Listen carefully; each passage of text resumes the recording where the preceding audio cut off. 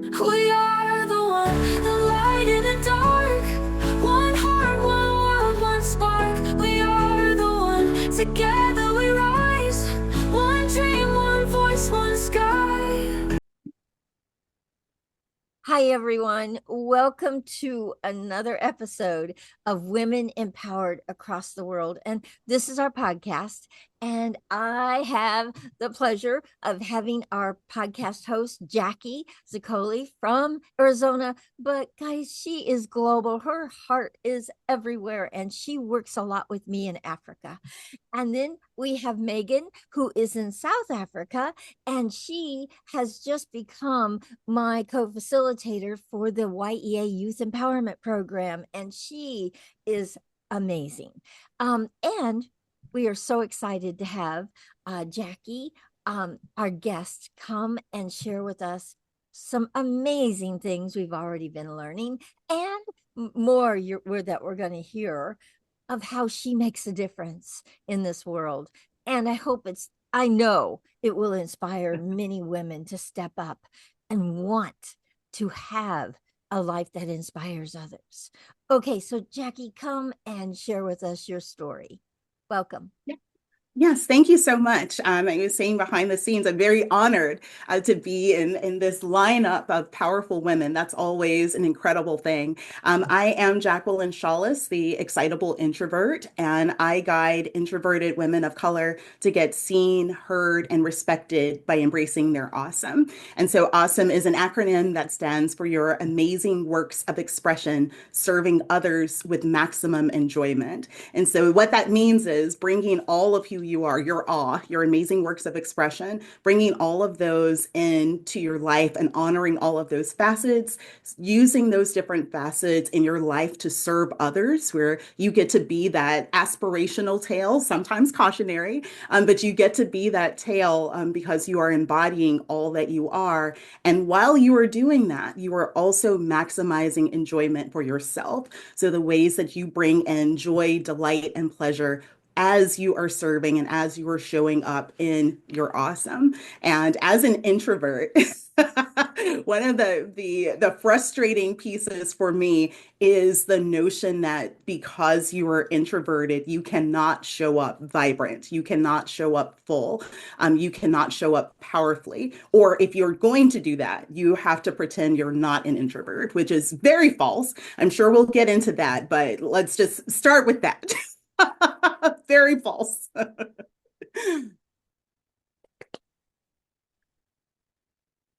Beautiful. Okay. So yeah, so share what all you are up to and doing with everyone. Yes. So there are in the vein of that embracing your awesome, it starts with me as I needed the whole idea started as me saving myself.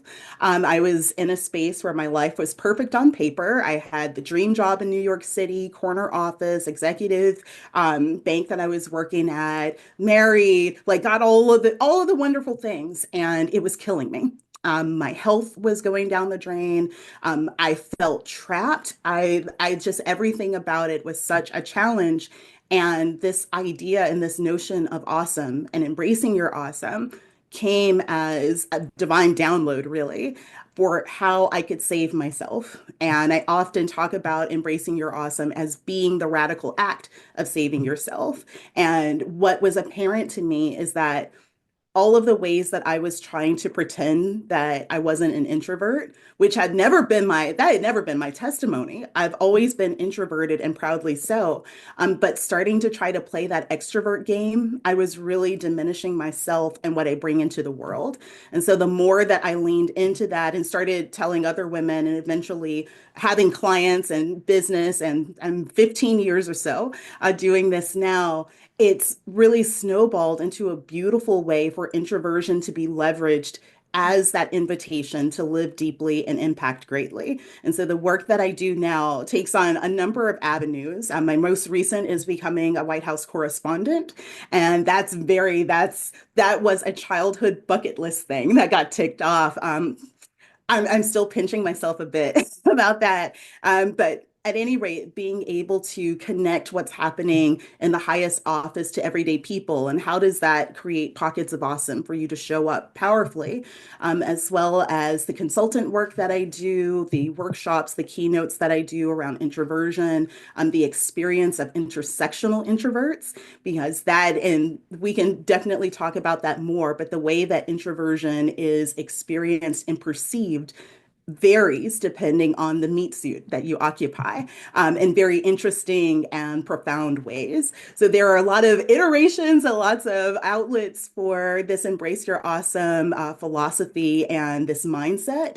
But what has been beautiful is seeing literally people from around the world. My work focuses on women, but having men to also show up powerfully, having teenage boys to find themselves in that embracing their awesome and shifting how they see themselves. These kind of ripple effects have been just, I'm really, really blessed and grateful to be able to do this work and actually like enjoy it. Like, oh, what do you do for fun? Like, I do this. Like, my life is fun. I love that. Love, love, love that. So I have a question for you. Yeah. So I love that you are out there shouting it out, that there's nothing wrong with being an introvert, nothing wrong with being somebody that doesn't know how to express themselves uh, completely. There's nothing wrong with it. And that it is awesome. You can take the awesomeness of it and really, really expound on it and make it something that people don't have to be put in a box anymore. Honestly, I don't like introvert and extrovert because it's a box. Mm, And I want to see that yeah. box go away. And that's what you are up to, is like, let's not have it be any kind of a box around one or Right. the other. And I love that. So I have a question for you. So inside of that, where do you see this going? Like in 5 years from now, what do you see? I'm all about the bigger picture, visualizing the bigger picture. In 5 years from now, what do you see happening inside of this movement that you have created? Yeah. To answer that, let me go back to something you said. I think it's really important. And that's this duality of either you're introverted or extroverted. First of all, that's a false narrative. It's not an either or. We are all gradients of gray.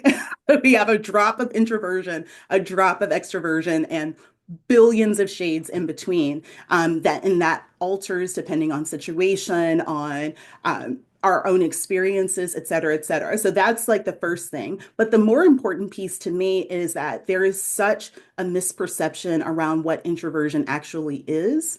So a lot of people, when you hear the word introvert, you think of someone who's like shy, they're quiet, they're antisocial, they're aloof, and none of that has anything to do with introversion, like at all. You can be a shy extrovert, which is an interesting dynamic for someone who is an external processor, which is essentially an introvert is an internal processor. We process our world and we process stimulation internally. So rather than having a conversation, we're thinking about what's going on in the world around us. What are people saying? What are they not saying? How do we feel about that? Should we respond? We're processing all of these things before we give an outward response, as opposed to extroverts who are talking through and walking through all of this as their thinking process. And by the end, they have like an opinion or a thought, but they just talk through all of this. And so it's just different ways that our brains are wired. So there is no inherent better or worse. This is just simply two ways that our brains are wired to be more leaning towards one side or more leaning towards another. Or if you're an ambivert, you straddle the fence on both. So there's those pieces are necessary to understand and be aware of to get to my answer of where I see this going. Where I see this going is this notion of introverts needing to be fixed, especially in the Western world, where that idea reigns supreme, that is no longer the case. And it is very interesting to me that the most powerful, most impactful people in entertainment and sports and politics and business, they are introverts. So Beyonce is an introvert, Viola Davis is an introvert, Simone Biles is an introvert, Condoleezza Rice is an introvert, Tom Hanks is an introvert, Michael Dell is an introvert, Elon Musk, believe it or not, is an introvert. Like there are all of these powerful people who are shaping and changing society in amazing, powerful, long-ranging ways who are in fact introverted. And many of them credit their introversion as the reason why they are successful. So by leaning into that introspection, leaning into that mastery, leaning into that being able to see how all of the dots connect, and then coming up with this innovative approach, that is why they are these big names and these successful people, by leaning into those aspects rather than challenging them or pretending they're not there. So in 5 to 10 years, I want this whole notion that if you're an internal processor, you can't show up big to like no longer be the case. Like that's just not the conversation. Not for us personally as introverts and not for our overall society. And the other piece that I want to see, which is a more nuanced avenue of kind of the same thing, I want to see that introversion is simply accepted and the bodysuit that I'm in does not have to impact adversely the outcomes of myself, my family, and my community because I am an internal processor. Is what we found through the work that my organization has done. We found that women of color, and in particularly Black and Brown women, their introversion is weaponized against them, largely in the workplace, but also in social situations. So this looks like someone who is quiet, a Black woman who is quiet, she has on her headphones. It's not just simply that she's there with her headphones, it's she's being aggressive. She's making other people uncomfortable because she's not engaging with them. This becomes the justification for her not to get the pay raise that she should, that for her not to be included in opportunities, for her not to have the money that should go towards retirement or her children's college funds, all of these things that are so much bigger than just this one woman. But these are all outcomes because the perception is because you are doing this action in this type of body, it translates into something that is completely out of bounds. And so my ultimate work is for that to no longer be the case. For Black women in particular to not need to sacrifice themselves as their introverted nature in order to simply make sure they get a few more of the scraps that they're due. I that is we could go on forever about that, but that's where I see things. Wow. Wow. I want to be around for that. No, seriously, I want to be around for that. Beautiful. Absolutely beautiful. It will be a beautiful world inside of that kind of mindset in the whole world. Yeah. Yes. Beautiful. And it's really interesting for around introversion and how that is perceived. Introversion, the way that we define it and experience it here in the US is completely different from the rest of the world.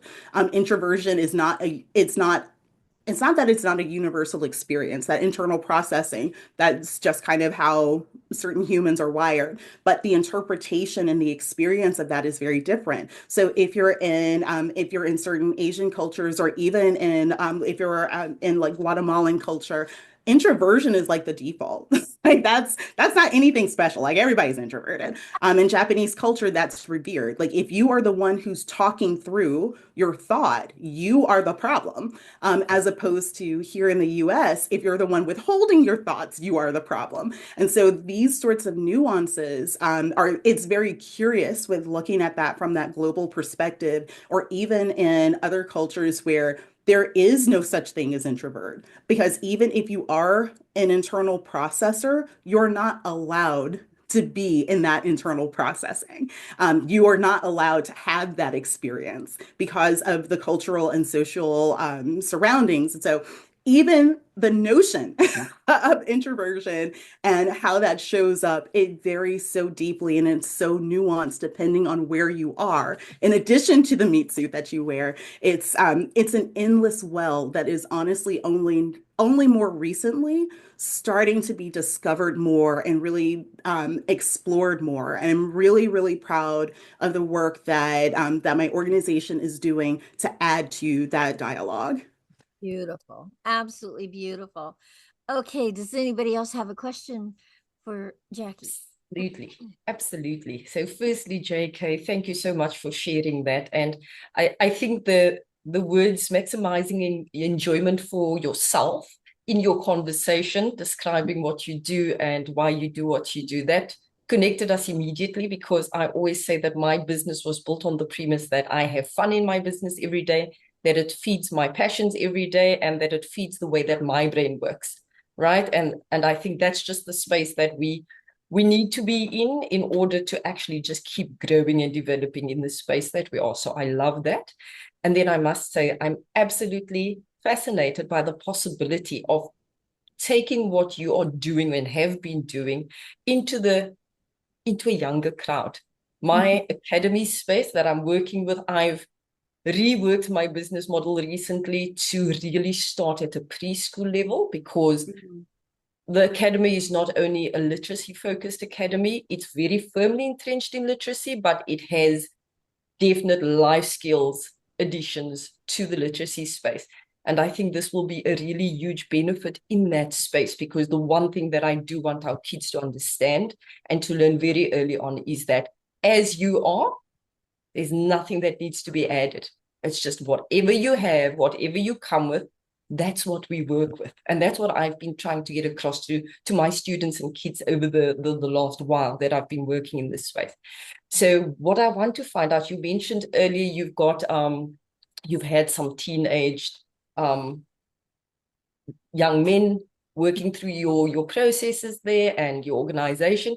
What is the age group that you've sort of started at in terms of the process that you take people through? Where do you start in terms of age? Right. And so honestly, I don't have a starting or ending age. And I know like for marketing, that's like terrible. Like, oh my gosh, I'm just going to implode. What I've found is that even though I personally focus on the experiences of introverted women and introverted women of color, that there are so many avenues to the basis of what I'm talking about that really apply across the board. So it's not difficult for me to have middle school and high school age students that are able to work through literally the same curriculum and are still able to benefit from them, and their grandparents to also work through the curriculum and are able to rediscover themselves at that season of their life. And so it's it's foundational, which helps it to be quite universal, but it is also deeply personal and profound, because the ways that someone is experiencing kind of their epiphanies of, oh, I'm not the only person. Or, that's why my friend is always so quiet. Oh, okay. Or, oh, this is why my child is so quiet. They're not being disrespectful. They're thinking about what I just said. Those types of like epiphanies are so vast. Like it really doesn't make any sense. Kind of the outcomes, because it is so personal because of that foundational level. This will be like an offline conversation. I definitely want to see how we can play together, because one of the things that I want to do for this year is to get more in kind of the youth space. And I don't know if that's the right terminology, but getting this kind of awareness and just reflection to younger kids. There are so many things that, like, just small sidebar, this whole thing started for me, like it was a complete experiment when I was in high school. And so I'd always been like really reserved, really like I'm in my books, but I had big vision for my life. And both of these things are true. I had an opportunity to go to a completely different school. I call it my golden ticket opportunity. And I had like a clean slate. And as my own personal private experiment, it was, okay, if I'm just the person that I see in my mind, what would that person do? Like what if I was just that person? And let's see how it goes. And that decision is the reason for even this conversation right now. Everything from that point until now is from that Yeah, point of what if I am just the person that I envision for myself.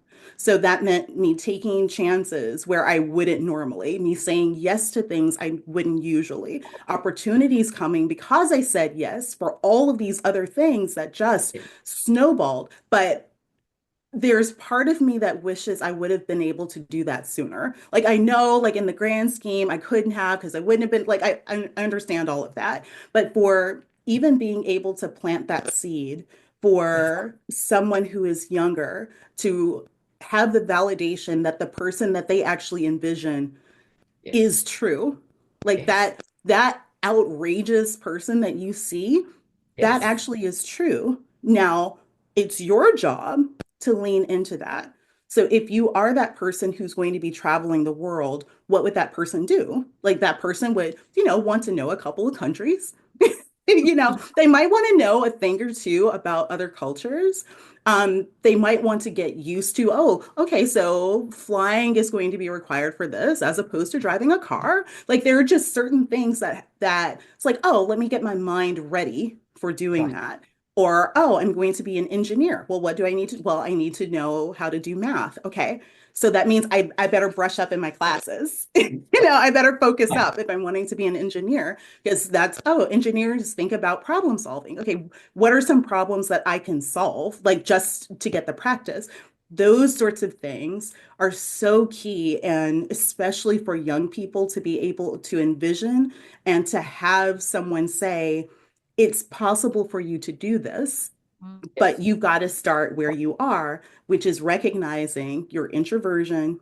It's good. The right, situation you're in may not be the one you want to be in, but there is yet gold there. How can yeah. we mine it? And how can we refine it so that you get to that person that you're trying to be? I love that. Love that. Totally agree. And I think if we just give them that little perception, that little spark of permission to just look at themselves and go with it, Yeah, uh, things will be so different. So I'd absolutely absolutely. love to play with you. And yes, it will be an offline conversation for Yeah. sure. Thank you. That would be so fun. Beautiful. Okay, Jackie, be You good. ready? I'm ready, but be Yeah. good. Go for it. It's amazing what God does. Okay. The first one that would be obviously 100% important on your path is a group called Be Man, and they teach boys to be men Mm, all over Africa, starting in Nigeria.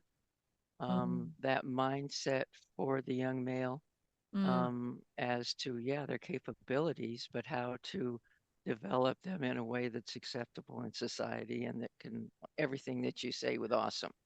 So I need to communicate that or to connect with that. Plus, I think what would add to what you're doing is I I'll make this real fast. I have access and will publish a book by my mentor called Male as a Second Language. mm. And That's it's an incredible title. extremely intuitive about the differences between men and women that really does not build at all on introvert or extrovert. It's just the male and female characteristics in our culture. So I am not quite possible, not really totally, I'm still being convinced that it could be global because there are so many things in our culture that are male female. So that might add to that. So question, here we go to question again. I'm more uh-huh. resource than I am question. You know that. Um, so my question is how, I guess, or no, I guess my question is my would have been normally how, Carol, but I won't do the how right now. It's the what do you need? Good question. the main thing that I need is to have partnerships in those communities of need where the space that I'm in is wanting to plant as many seeds as possible because I've had seeds planted for me that years, even decades later, are coming to fruition. 2024 was like bucket list, childhood dreams that were being ticked off. So those connections of different rooms to be in. So whether that is like with the youth group and speaking to them, with fellow executives that are powerful and wonderful, and also they are downplaying just how much more awesome that they could be. Those partnerships, especially for groups, that's where I want more. I want those places to plant more seeds. Yeah. Mm, I You love got Yeah, it, that's lady. probably, yeah, that I think that's like it. Like, I You mean, got more it. money. Like, please, like hire me. Hire me and pay my full fee. Definitely that. But being in those rooms and being able to plant those seeds, that's going to be big for me in 2025. Awesome. Mm. So, Jackie, definitely, I would love for you to come and be a guest speaker for my program that starts in May. It's 10 weeks, and I have guest speakers along the way, and I'd love to have you come and speak to my students. That will Excellent. be in about 57 countries. So, That's amazing. Yes. yeah, Yes. It's an automatic yes because it is. yes. Love it. I love that. I absolutely love that. So please, in the chat, make sure you put your information. So when I upload this episode, I can put any information about you that you want people to be able to reach out to you in any way. Anything, your LinkedIn, your whatever it is that you are doing. If you have a podcast, whatever it is, send me that. And if you can put it in the chat, I can just copy and paste it and put it right into uh, the uh, the description of this episode, because I would want people to reach out to you for sure. And you are on LinkedIn, so definitely put your LinkedIn because we play big in LinkedIn. Yes. This program, And like trying to see how fast I can type and how neatly And how you can listen without at the same typo. time. Yeah. I'll put it in the chat and then I will also like send an email because Yeah. I don't Yeah. trust my typing in a chat Okay. box. No worries. Okay, so guys, thank you again for another amazing episode of Women Empowered Across the World. Guys, this is our podcast, and thank you for joining us. Please, please, if you love these episodes, we've got to get them out. We got to get them out to more people. More people need to know about what Jackie is putting out there in the world and how she is really and truly changing the conversation around introvert and extrovert. And we want that known everywhere. So please subscribe to our channel, like our content, and please hit the notification bell so you get all of our episodes and share it. Share it everywhere. Share it with everyone you can. Thank you so much. We do these episodes Mondays and Fridays. Please join us again for another one. And please, guys, let's thrive together. Bye, everyone. We stand